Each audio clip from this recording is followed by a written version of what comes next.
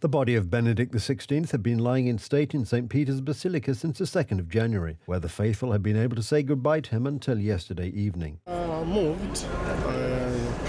It's a moment of renewal, I would say so, and a touching moment because he was a great Pope.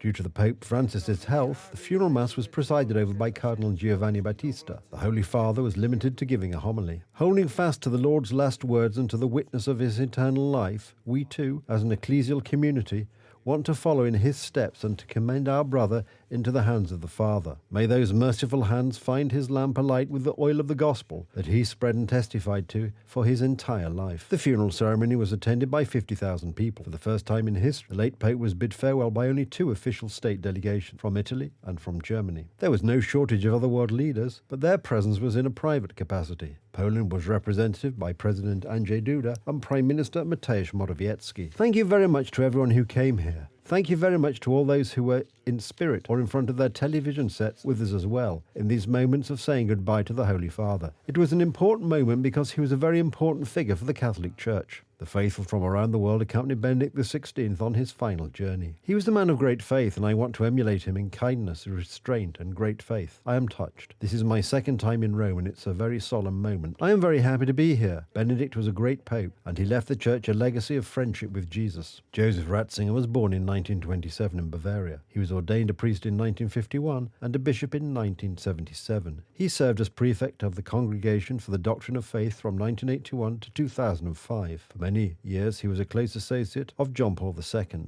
After his death in 2005, he assumed the throne of Peter. His motto was the words collaborator of truth, and indeed he was a collaborator of truth, and that truth is Jesus Christ, the way, the truth, and the life. He showed Christ, dedicated 3 works, 3 volumes to his person. In 2006, Benedict XVI came to Poland. During his pilgrimage, he made an important visit to the former German concentration camp, Auschwitz-Birkenau. During the prayer, which the Holy Father recited in German, a rainbow appeared in the sky, a symbol of reconciliation. God gave a certain symbol. He closed what happened then with Benedict XVI. There were a lot of signs in connection with Pope Benedict, but indeed, to read them properly, wisely, one must also look at the depth of the words and gestures Pope Benedict left us. In 2013, Benedict XVI assumed the title of Pope Emeritus. He devoted his time to prayer and contemplation. It was the first papal resignation since the 15th century. Since then, we have begun to better understand Benedict precisely through his works, through his speeches, and also through his testimony, because this man confirmed his teaching precisely with his personal life. Benedict XVI is considered one of the greatest theologians of our time. In his studies, the Pope placed a strong emphasis on portraying God as love. For the Church, I certainly think it was an important time. For Poles, it was also an important time, because his visits to Poland, for example, and his specific and deep love for Poland, expressed, for example, in the fact that he learned the Polish language. Benedict XVI died on the 31st of December.